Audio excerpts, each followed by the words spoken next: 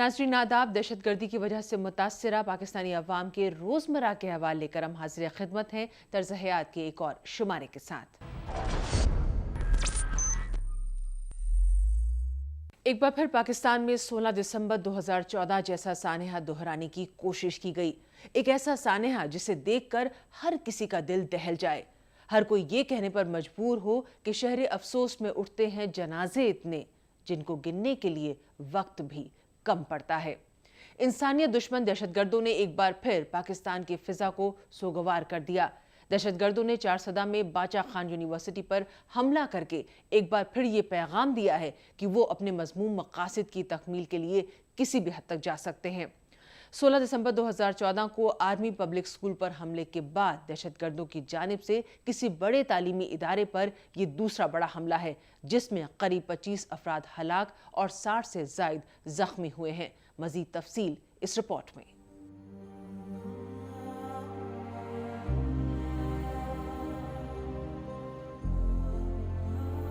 एक बार फिर पाकिस्तान दुनिया भर में गलत वजूहात की बिना पर शोहरत हासिल करने लगा। एक बार फिर 16 दिसंबर की खलिश दिल में उठने लगी, लेकिन इसके लिए किसको मुर्द इल्जाम ठहराया जाए? दहशतगर्दों को, हुकूमत को या फिर फौज को? कौन है इन मासूम तालिब इल्मों का कातिल? मैं किसके हाथ पर अपना लहू तलाश करूं? तमाम शहर ने पहने हुए हैं दस्ताने।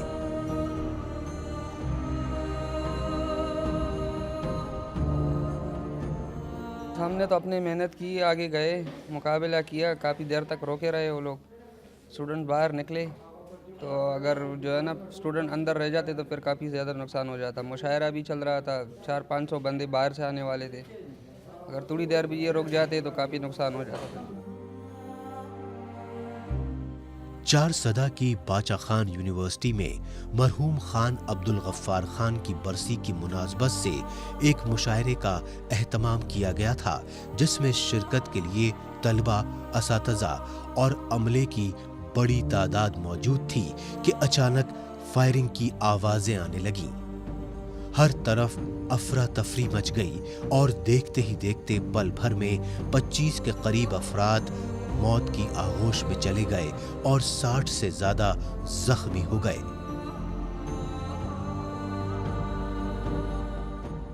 ये बुज़दिली करते हैं ये लोग।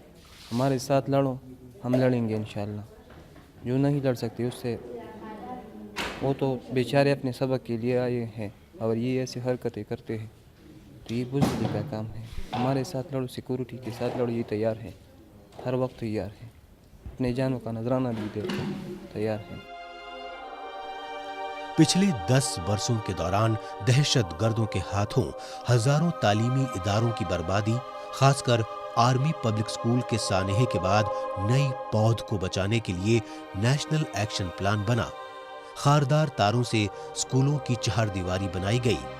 गेट पर जहां एक प्राइवेट मुहाफिज ऊँघता था, अब 2 ऊँघने लगे। लेकिन फिर वही हुआ जो होता आया है, और फिर आज एक नया सानेहा बाचा खान यूनिवर्सिटी की शक्ल में पेश आ गया। मुल्क की सालमियत और मुल्क की जो न्यू जनरेशन है उस पर हमला है। मुल्क को मतलब डिमालिश करना चाहते हैं ये लोग। लेकिन मतलब जो भी सिचुएशन हो, लोगों ने तो पढ़ना ही होगा, क्योंकि हमारा मुल्क है। मुल्क के लिए तो सभी चीज़ें, मगर जो भी सिचुएशन हो, जो भी हालात हो, पढ़ना तो हर हालात में होगा, लड़ना भी होगा और पढ़ना भी होगा, क्योंकि ये जो मतलब जीत तो कलम की होगी ना आखिर में। बाचा खान यूनिवर्सिटी पर किए गए हमले की जिम्मेदारी तहरीक तालिबान पाकिस्तान के कमांडर और पेशावर आर्मी पब्लिक स्कूल के मास्टरमाइंड उमर मंसूर ने कबूल की है। इस तरह के हमले से ये जाहिर हो रहा है कि ये तमाम कार्रवाइयां, ये नेशनल एक्शन प्लान और ये फौजी अदालतें सब अवाम को बेवकूफ बनाने के लिए था। अवाम पहले भी दहशतगर्दी का शिकार हो रहे थे और आज भी हो रहे हैं।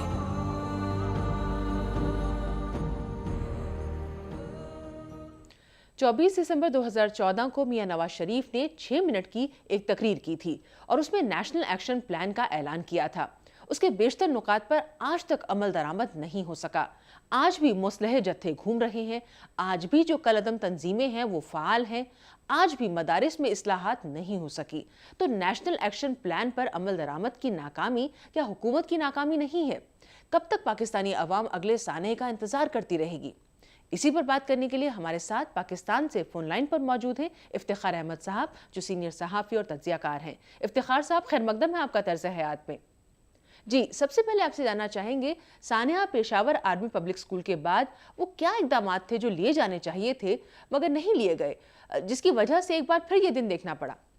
आपने बहुत अच्छा शुरू में कहा है कि जब नेशनल एक्शन प्लान हो गया तैयार और पूरी कौम ने इत्तफाक़ राय दिया अपने सियासी नुमाइंदों के हवाले से, और इस नेशनल एक्शन प्लान की खातर ये भी हमने कबूल कर लिया कि अवामी अदालतों की बजाय फ़ौजी अदालतें जो हैं वो लगाई जाए। अवामी अदालतों से मुराद मेरा है कि जो मौजूदा हमारा सिस्टम था अदालती, हमने उससे बाहर जाके दहशत गर्दों से निपटने के लिए फ़ौजी अदालतों के अख्तियारात भी फ़ौज को दे दिए। ज़ाती तौर पर मैं समझता था कि ऐसा नहीं करना चाहिए, लेकिन जब नेशनल एक्शन प्लान को पूरे को देखा जाए तो ये सिर्फ़ एक नुक्ता था कि सज़ाए मौत दी जाए और ये फ़ौजी अदालतें कायम की जाए।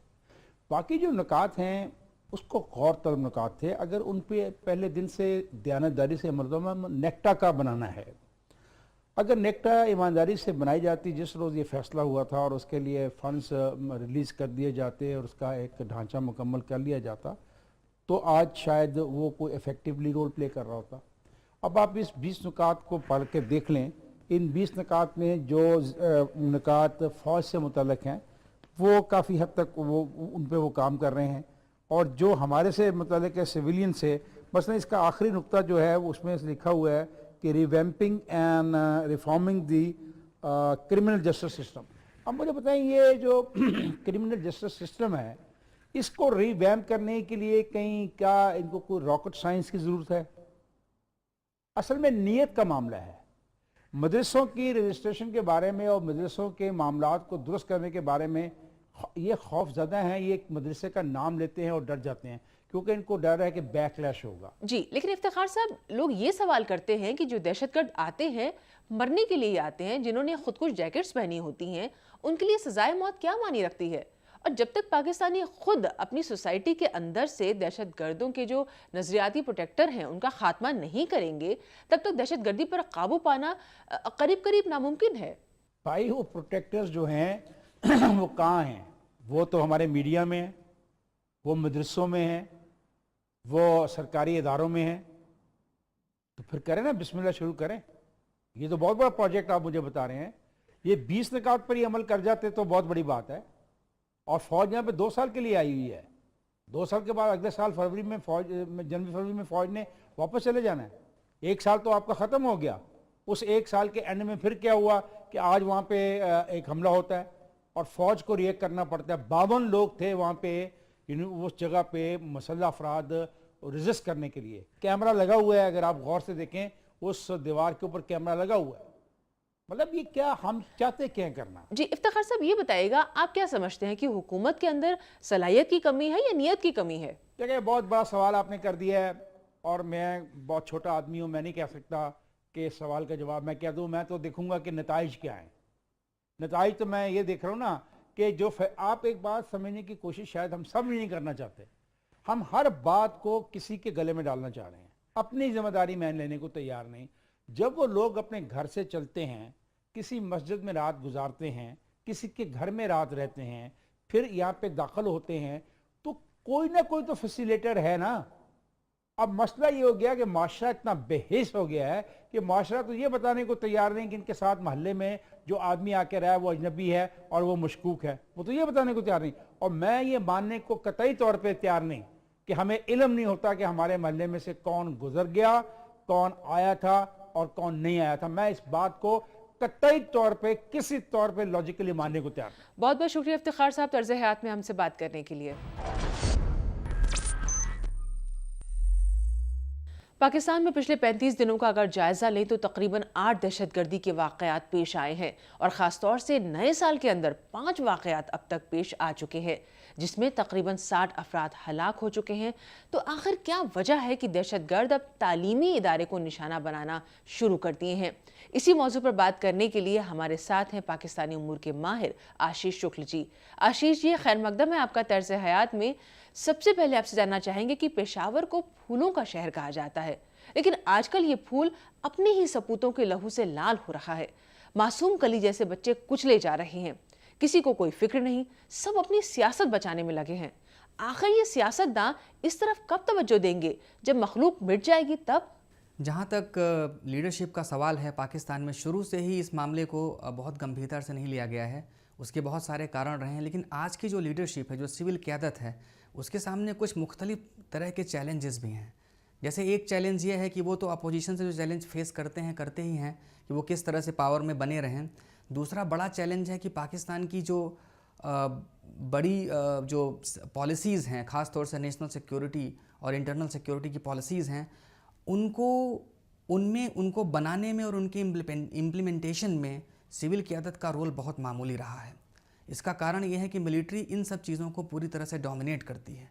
तो ऐसी स्थिति में सिविल लीडरशिप के साथ एक बड़ी समस्या ये भी रहती है किस तरह से वो काम करें कि जो मिलिट्री लीडरशिप है उनके ऑब्जेक्टिव्स के अगेंस्ट ना जा पाएँ, या फिर कुछ इस तरह से काम करें कि वो नाराज़ ना हों, ताकि इनकी जो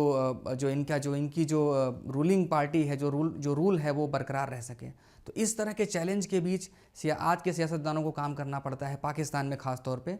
तो ऐसी स्थिति में बहुत सारी मुश्किलात तो होती ही हैं। जी, ये बताइएगा, जनरल राहील शरीफ ने भी कहा था कि साल 2016 दहशतगर्दों के खात्मे का साल होगा, अवाम को दहशतगर्दी से निजात दिलाएंगे, मगर साल की इब्तदाई माह में ही 5 हमले हो चुके।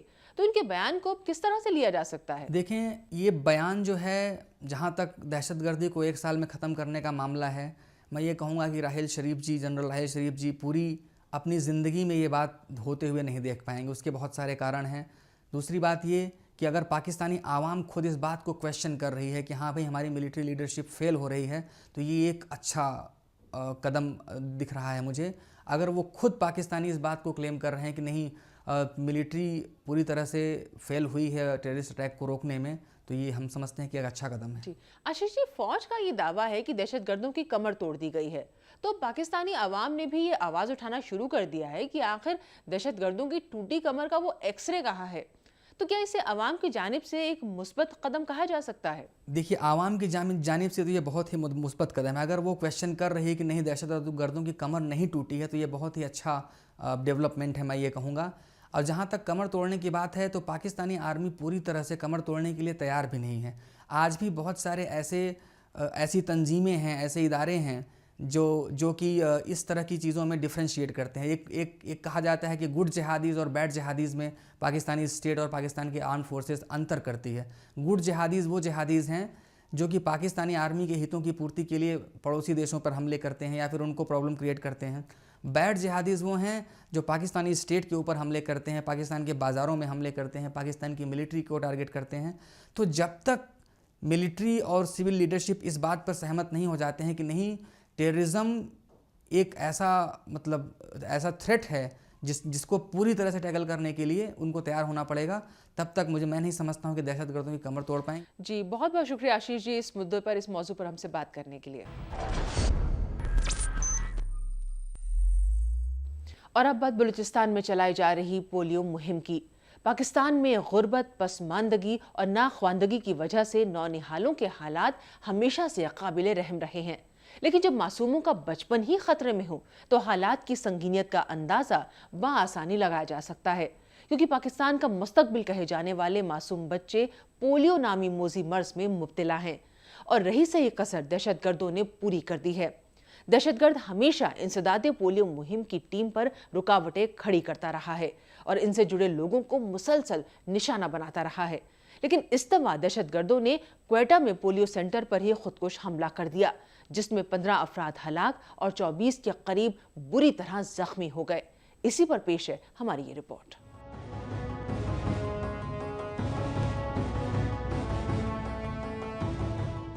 पाकिस्तान गुज़िश्ता कई बरसों से पोलियो नामी मौजी मर्ज का शिकार है और इसमें दिन ब दिन इजाफा ही देखने को मिल रहा है। मगर दहशतगर्दों को इससे कोई सरोकार नहीं है, क्योंकि वो नहीं चाहते कि पाकिस्तान में पोलियो मुहिम को आगे बढ़ाया जाए। वो पाकिस्तान को अपाहिज देखना चाहते हैं। इसके लिए पाकिस्तान के मुख्तलिफ इलाकों में पोलियो मुहिम को निशाना बनाते रहे हैं, उनके रजाकारों पर हमले करते रहे हैं। इस दफा भी दहशतगर्दों ने सूबाए बलूचिस्तान की राजधानी क्वेटा के सैटेलाइट टाउन में पोलियो सेंटर पर खुदकुश हमला कर दिया। इस हमले में 15 अफराद हलाक जबकि 2 दर्जन से जायद जख्मी हो गए। पोलियो के लिए हम ये 3 दिन से, ये 2 दिन से तो हम चला पहले, आज तीसरा दिन था। आज भी हम उधर गए सेंटर पे, सेंटर से जो लेडीज़ है आते हैं ना, उधर से फिर टीमें रवाना होते हैं। तो हम उधर अपने टाइम पे पहुंचा 8:30 बजे। तो इंतज़ार में था कि जब वो लेडीज़ आएगा तो उनके साथ हमारा ड्यूटी लगेगा। तो अभी तक वो टीमें मुकम्मल नहीं हुए थे, तो हम उधर अपने एरिया में जो मरकज़ था उस पर मौजूद थे। फिर ये धमाका हो गया।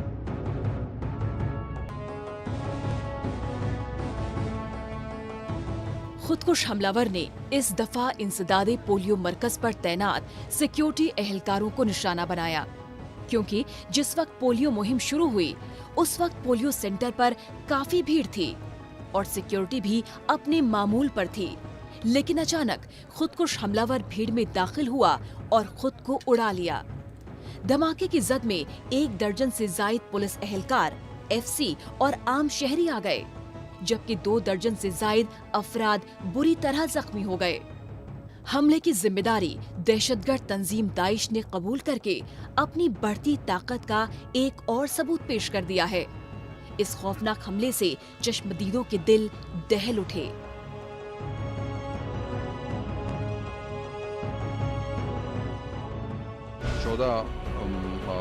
बंदे शहीद हुए, जिसमें से 12 पुलिस के जवान हैं, 1 एफसी का जवान है और 1 या 2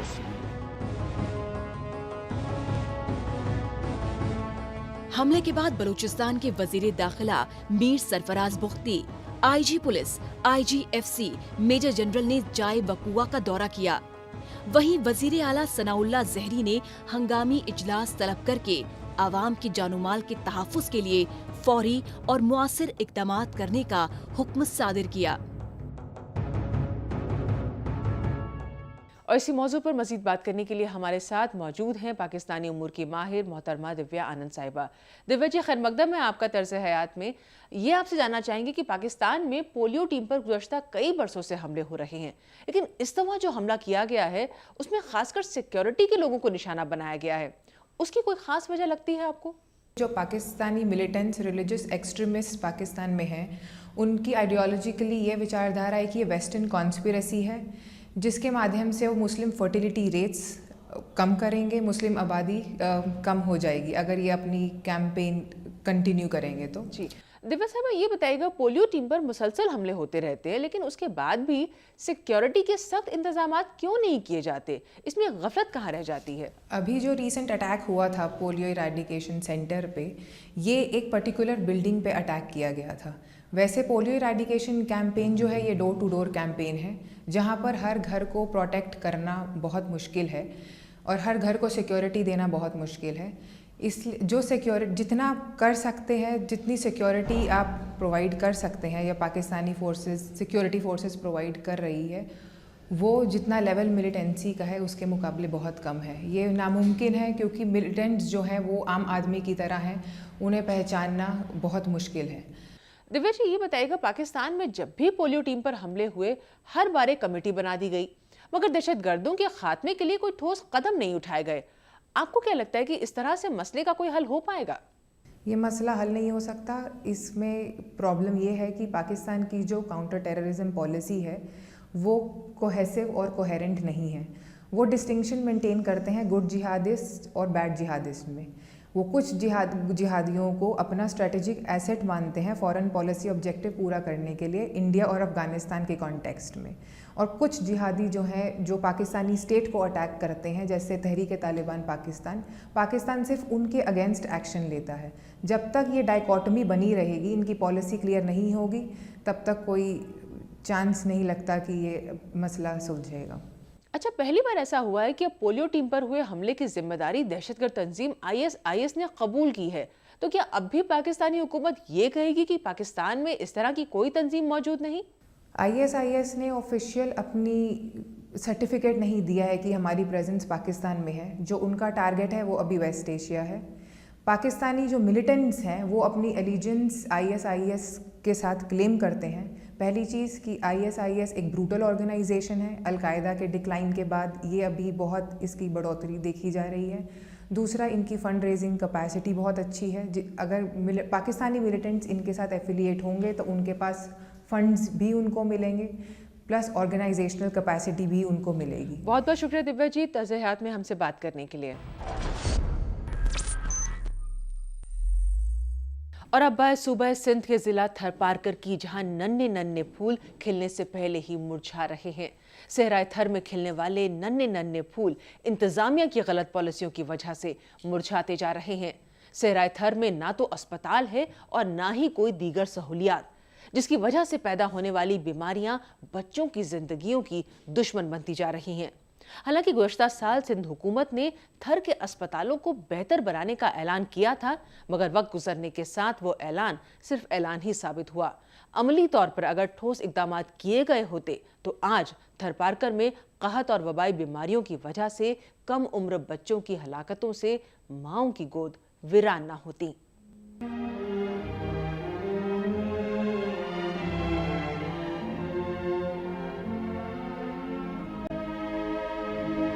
सहराए थर में पैदा होने वाले बच्चे सिर्फ कुछ ही दिन जी पाते हैं। वो भूख से बिलख बिलख कर अबदी नींद सो जाते हैं। भूख से बेहाल वालिदैन अपने पेट पर पत्थर रखकर दूर दराज के इलाकों का रुख करते हैं, जहां अस्पतालों में उन्हें डॉक्टर नहीं मिलते। डॉक्टरों की अदम मौजूदगी की वजह से ये फूल सी नन्ही नन्ही जानें आहिस्ता आहिस्ता दम तोड़ती जा रही हैं, और इसकी असल जिम्मेदार कोई और नहीं, खुद सिंध हुकूमत है, क्योंकि हुक्मरानों ने कभी थर की तरफ तवज्जो ही नहीं दी, जहां नन्हे फूल खिलने से पहले ही मुरझाते रहे और दम तोड़ते रहे।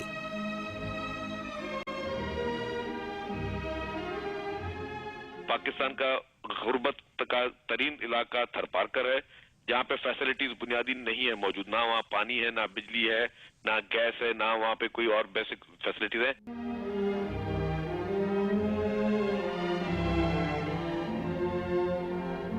थरपारकर में ग़िज़ाई क़िल्लत से पैदा होने वाली बीमारियां बच्चों की जिंदगियों की दुश्मन बनती जा रही हैं। आए दिन एक के बाद एक फूल मुरझाते जा रहे हैं, मगर बेबस वालिदैन के दुखों पर मरहम लगाने वाला कोई नहीं। इलाके के अस्पतालों में कहीं डॉक्टर नहीं तो कहीं इलाज के लिए सहूलियात और अद्वियात मौजूद नहीं। हालांकि गुज़श्ता साल सिंध हुकूमत ने थर के अस्पतालों को बेहतर बनाने का ऐलान किया था, मगर वो ऐलान फाइलों तक ही महदूद होकर रह गया। दवाइयाँ अगर हॉस्पिटल हैं तो हॉस्पिटल में डॉक्टर नहीं है, अगर डॉक्टर है तो पैरामेडिक्स नहीं है, अगर पैरामेडिक्स है तो दवाइयाँ नहीं है। और अगर देखा जाए तो एक मिट्टी का जो मिट्टी इलाका है वहाँ पर एक डिस्ट्रिक्ट हॉस्पिटल है। सब इलाकों में जो थरपारकर 13 लाख की आबादी है और 300 किलोमीटर तक फैला हुआ है, 22,000 मरबा किलोमीटर तक फैला हुआ है, वहाँ अगर किसी को परेशानी होती है तो मिट्टी की तरफ भागता है। उनके अपने इलाके में वो सहूलत मुयस्सर नहीं है।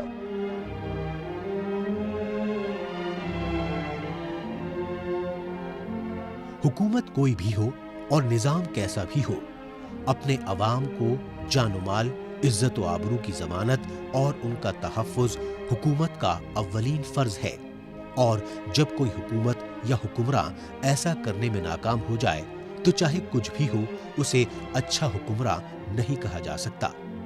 गजब खुदा का कि सूबा सिंध के इलाके थरपारकर में ग़िज़ाई क़िल्लत की वजह से 10-12 नहीं बल्कि सैकड़ों बच्चे अपनी जिंदगी की बाजी हार चुके हैं, लेकिन किसी ने तवज्जो नहीं दी।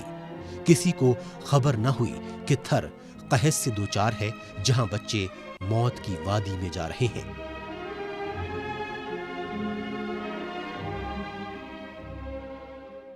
और इसी मौजू पर मजीद बात करने के लिए कराची से फोन लाइन पर ज्वाइन कर रहे हैं सीनियर सहाफ़ी एजाज पजीर साहब। एजाज साहब, खैर मकदम है आपका तर्ज़ हयात में। जी, सबसे पहले ये बताइए कि जब सरकारी मशीनरी हरकत में आती है तो फिर एकदम से रुक क्यों जाती है, और कोई ना कोई सियासतदान भी आकर बयान दाग देता है कि हम ये कर देंगे वो कर देंगे, तो बातें करने में और काम करने में कितना फर्क रहा है और क्यों हो रहा है? ये थरपारकर जिला तो बुनियादी तौर पर शाहूकार खिता है, यहाँ तो मैदानी वसाइल से मालामाल ये खिता है। वैसे तो शाहूकार खिता हम कह सकते हैं, लेकिन यहाँ थरपारकर में कैद आती है क्योंकि हम तो थरपारकर के लोगों के नसीब में ही कैद बरकरार है, क्योंकि बारिशें नहीं होती है, ये सारा इलाका रेत पर है, तो इस वजह से सूरत हाल इंतहाई गंभीर बन जाती है। उसके बाद में जब मीडिया रिपोर्ट होती है उसके बाद में हुक्मरान डाक तो जाते हैं, लेकिन डाकने के बाद थरपारकर में आते हैं बड़े बड़े गाड़ियों के, बड़े लैंड क्रूजर गाड़ियों की तकरीबन सुनवाई होती है, 100 से 150 गाड़ियां उनके साथ होती है, आती है थरपारकर में। लेकिन मिट्टी, मैं बताऊं कि मिट्टी थरपारकर नहीं है, क्योंकि मिट्टी से थरपारकर दाविया स्क्वायर किलोमीटर एरिया में फैला हुआ है। लेकिन ये लोग आते हैं मिट्टी के सक्कड़ हाउस में बैठ के, दरबार हाल में बैठ के, मीटिंगें करके, बातें करके, ऐलानात करके चले जाते हैं, लेकिन किसी भी ऐलान पर अभी तक अमल नहीं हुआ है। एजाज साहब, हुकूमत ने जो ऐलानात किए हैं वो ऐलानात किस किस्म के हैं? रिलीफ देंगे या फंड देंगे? अगर देंगे तो फंड की क्या शक्ल होगी, और अब तक मुतासरा लोगों को कितनी इमदाद मिल चुकी है? मैं ये बताऊं कि थरपारकर जिले में ये जब कैद आया है उसके बाद में सिंध हुकूमत के वज़ीर आज़म पाकिस्तान और साबिक सदर आसिफ ज़रदारी, वज़ीर आला सिंध सईद कायम अली शाह और दीगर वज़रा जो वो भी आते रहे हैं, लेकिन यहाँ ऐलानात में बताऊं साबिक सदर आसिफ ज़रदारी ने कहा था कि 150 बेनज़ीर दस्तरखान लगाए जाएंगे, थरपारकर के लोग तो भूख से मर रहे हैं, उनको खाना फराहम किया जाएगा, 150 दस्तरखान लगाए जाएंगे, लेकिन वो अभी तक नहीं लग सके, एक भी दस्तरखान यहाँ नहीं लग सका है। मैं बताऊंगा उसके अलावा उन्होंने कहा था कि जो बच्चों की अमवात हुई है, जो बच्चे जो फौत हो गए, उन बच्चों के लवाकिन के लिए 2 लाख मुआवजा देंगे, लेकिन उसमें भी सिंध हुकूमत ने 1 लाख 80 बच्चे के लवाकिन को दिया है, लेकिन 2 लाख का वायदा जो था उनका वो भी वायदा खत्म हो गया है। उन्होंने कहा था कि जो अस्पताल मिट्टी के समेत दीगर देहाती इलाकों में और ताल के अस्पताल जो है उनकी बजट दुगनी की जाएगी, लेकिन मैं बताऊँ अजीब जैसी बात है कि सिविल अस्पताल मिट्टी बन गई है तो उसको बजट सिविल अस्पताल वाली मिलनी चाहिए, लेकिन अभी तक ताल के अस्पताल वाली बजट दी जा रही है। इस वजह से अदायत की कमी बरकरार है थरपारकर में, क्योंकि थरपारकर के देही इलाके जो है वहाँ तो सेहत की सहूलियात ही नहीं है। बड़ी बात यह है कि पानी की जो सहूलियात जो है वो पानी की सहूलियात थरपारकर में नहीं है। ये तो थरपारकर के लोगों का नसीब पता नहीं कैसा बन गया है, क्योंकि उनको कोई भी पानी फराहम करने के लिए नहीं है। बहुत बहुत शुक्रिया एजाज पजीर साहब हमसे तर्ज हयात में बात करने के लिए। इसके साथ ही हमें तर्ज हयात के शुमारी को यही ख़त्म करने की दीजिए इजाज़त। अगले हफ्ते तर्ज हयात में नए मौज़ूआत के साथ हम फिर हाजिर होंगे। आदाब।